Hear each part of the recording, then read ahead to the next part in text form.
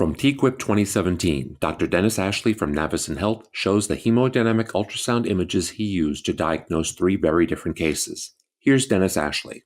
I think everyone in this room realizes that.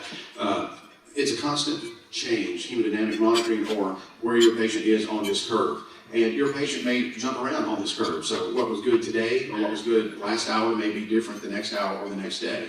So we want to make sure that we get the right amount of volume in our patients. If we're too restrictive, you see the things that can happen there, hypervolemia and so on, renal failure. If we're overzealous, we know what happens there with the tissue swelling and the open abdomens and compartment syndromes. We've gone that route and we've learned a lot from being overzealous. So where does that sweet spot?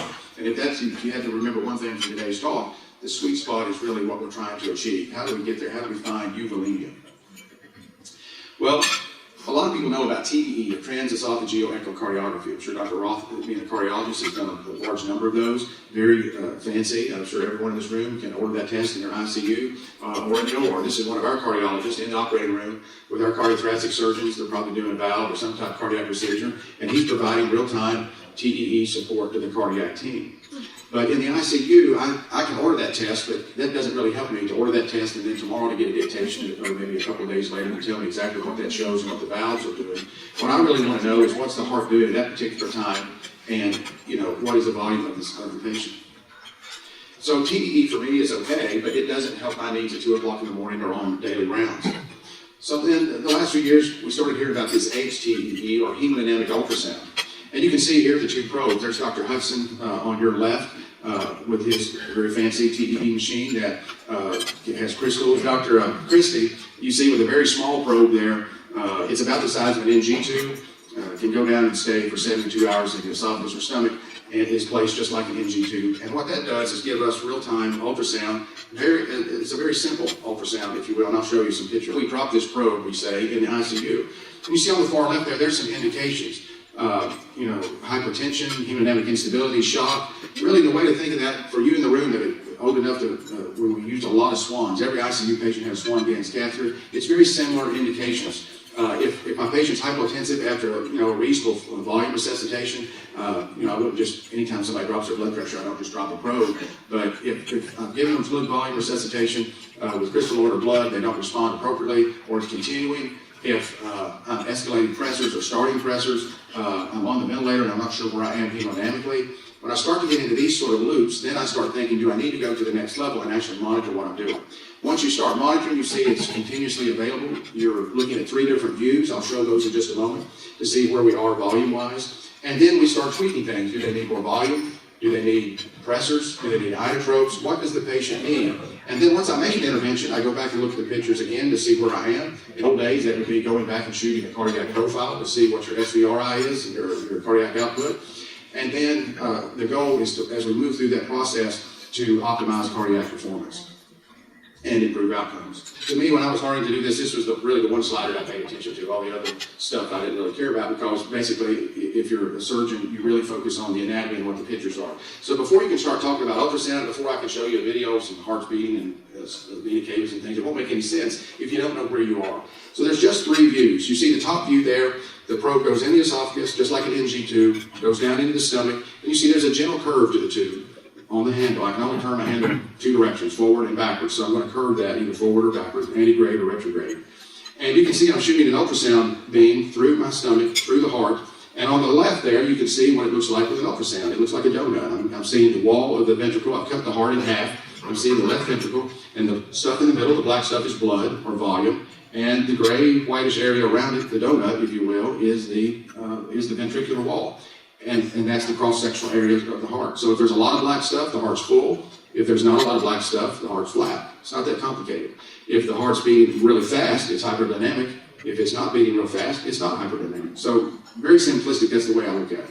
The next slide, I pull the probe back just a little bit, just about the GE junction, and for those of you that do endoscopy, that's about 40 centimeters from the incisors.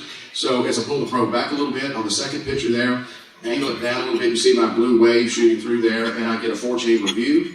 And then if I pull it back just a little further, I can see I'm shooting right across the aortic root and the superior vena cava, and you see the SVC labeled there, sitting right next to the aorta. If that's big and fat and juicy and doesn't collapse every time the ventilator fires, then it's full. That's good volume. If the walls are kissing and it's really floppy together every time the ventilator fires, then the patient is flat. So again, very simple ways. We just want to know, do I need more volume or do I need less volume in the ICU? So now with that introduction, let's go through a few cases to show you what I'm talking about. And this first case is a gunshot wound to the chest, had a thoracotomy, had a lobe resection, or a wave resection, and remains on the ventilator with APRV. We were about, 4 or 5 days into this now. It was time for this patient to start immobilizing. This was a young patient. There was no reason to think they had kidney failure, and they were very swollen. And so it was about time for them to start really mobilizing that fluid. And so I was convinced, this is one of our earlier cases, and this is one of the cases that really made me start to think, as I started to use this technology, that maybe we were onto something here. And I walked in the room, I saw the patient like I'd seen 1,000 patients like this before. Anasarca on the vent, APRV, was having trouble oxygenating, they were really seeming wet to me. And so I told the resident to give some Lasix and we would help this patient mobilize their fluids. And the resident I was with that time was very sweet, about 98-pound, female resident, just very soft-spoken. Said, on her first rotation in the ICU, so really a novice at ICU care, said, Dr. Ashley, I really think maybe we should just drop the probe and look at the hemodynamic status. And I said, no, you don't need to do that. It's okay. They're swollen. They just need Lasix. So I walk out of the room. She comes back to the nurse's desk. She said, Dr. Ashley, I really just feel like we need to take a look. Very soft-spoken. I said, okay, you can take a look, but it's not going to show you anything. Wasting money here, because those probes, we don't need to use a probe if we don't have to. And she said, why don't we try it? I said, okay, let's try it, but it's going to show that the patient's overloaded. And so what we found out was that actually the patient you see on your left there, that's a hyperdynamic heart. You can see how the donut, if you will, or the ventricular wall is really contracting hard. You can see how the walls, when they come together in diastole, the actual ventricular walls are kissing, what we call kissing together. So they're really ejecting all the volume in the heart, or most of it, because they're hyperdynamic. And so basically what that tells you, I won't go through all the pictures, but that tells you that the patient is dry. And so we ended up giving 1 unit of blood instead. And you can see on the right there how less hyperdynamic that heart is. They're not fully resuscitated yet, but we're moving in the right direction to where now the walls are not quite kissing all the way together. It's less hyperdynamic. And so the patient needed volume, even though they looked overloaded on the ventilator. And this is just to show you, you might say, well, I'm not really good at looking at things like that. So can you give me some measurements to look at? The answer is yes. You can see here, you can freeze frame that, if you will, and draw a little circle around it. You see on the left, we've drawn a circle where we've frozen the picture, the image, and you can get an area. The machine will calculate an area, and you see up there it's 6 centimeters squared. Basically what that means, you would like, at the end of diastolic volume, you'd like to have that over 10. Okay, if you want to stick a number, you get to the point where you just look at these and you make your decision very quickly. But if you're a numbers kind of person, there is a number you can remember. When you draw it out, when the computer calculates it for you, the number is 10. So if they're less than 10, you would think they would be volume responsive. If they're over 10, they should be euthymic. Now again, we don't focus just on numbers, like if it's 9.9, I don't go give a liter of fluid, but these are just some general things to put in your head. You also want to go with clinically how the patient looks. And you can see our patient was about 6 when we ran the numbers on the patient here. On the right side, we did the same thing after we gave the bolus, and you see our left ventricular end diastolic area has increased to 8. So we know we're moving in the right direction. So the second case, this is a little bit different. This was a successful laparoscopic appendectomy, really following the acute care surgery model here. We'll throw in an acute care surgery case. Demonstrated some ST segment elevations on EKG in the recovery room, managed with supportive measures and observed on the floor with telemetry. And then post-op day 2 demonstrated only a mild elevation of cardiac enzymes and troponin values, but developed respiratory distress, oliguria, with mild rise in creatinine, so he was intubated and transferred to the ICU. And this is what the chest x-ray looked like. You can see, based on that history and with that chest x-ray, this guy, you would think needs Lasix. They're overloaded, okay? There's no way you would give this guy that's having cardiac issues this kind of chest x-ray volume. So it appeared to be cardiac failure and volume overload. But this is what we found when we dropped the probe. You can see on the far left, you're starting to see now that ventricle is not dilating up there in systole. It's not very full. It's hyperdynamic. And if you look at the middle picture there, if you look at the middle picture right here, you can see that vena cava. See how it's collapsing? The walls are white and the blood is black. So you see how those walls are really hammering or kissing together. It's just not very full. And if you look at the 4-chamber view here, you can see this right ventricular wall. Here's the right ventricle, septum, and left ventricle. You can see how this wall is really coming in and collapsing. It's just not very distended. And even the left ventricle is not very distended. So much to our surprise, this gentleman was volume depleted. Remember, he's not making urine either at that point. So then with some, this is after about 4 hours with some volume resuscitation. Now you can see here the ventricle, the walls are not kissing together at the end of diastole. We still have some black stuff, if you will, in the ventricle. Look at the vena cava now. Remember how the walls were really kissing together? Now you can see how they're staying open. That vena cava is full. And then if you look here at the right ventricle, you can see this wall really during diastole is staying out. It's not coming all the way in and kissing the septum. The left ventricle is fuller too. So again, the patient needed volume. Case 3.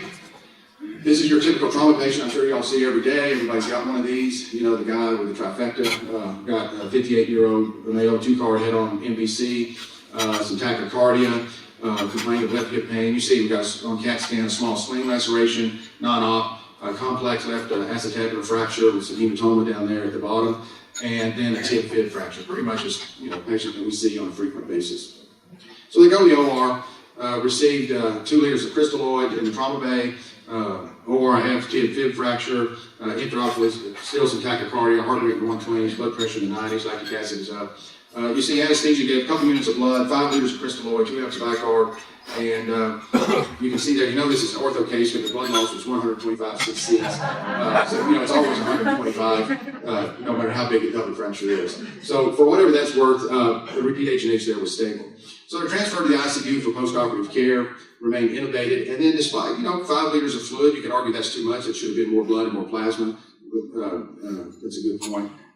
But anyway, pretty decent volume resuscitation with that supposedly low level of blood loss. And they were tachycardic, blood pressure in the mid-90s. So what was going on? You know, was the spleen bleeding? You might say, well, maybe the spleen had ruptured or had started bleeding, it was ruptured. So we put a probe down to see where we were.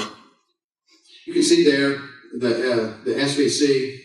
Again, you'll start to see a trend here. You don't have to be a rocket scientist to figure this out. You know, if you've never seen ultrasound before, you're probably starting to get in your head, that just doesn't look right, okay? The walls are kissing together. They're actually laying together in between the ventilator firing. So it's just not a full vena cava. Again, not very full ventricle as well.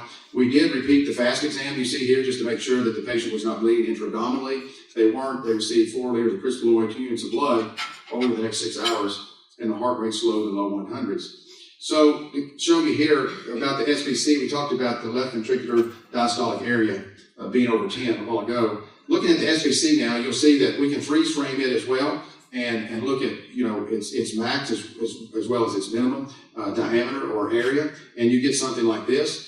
And the computer will calculate this index for you. So it's 0.62, the ratio there from maximum to minimum dilation of the vena cava. It gives you a number of 0.62. Now, I just showed you that picture with it flopping together. Again, most of the time we just use that picture because once you see a bunch of these, it's intuitive.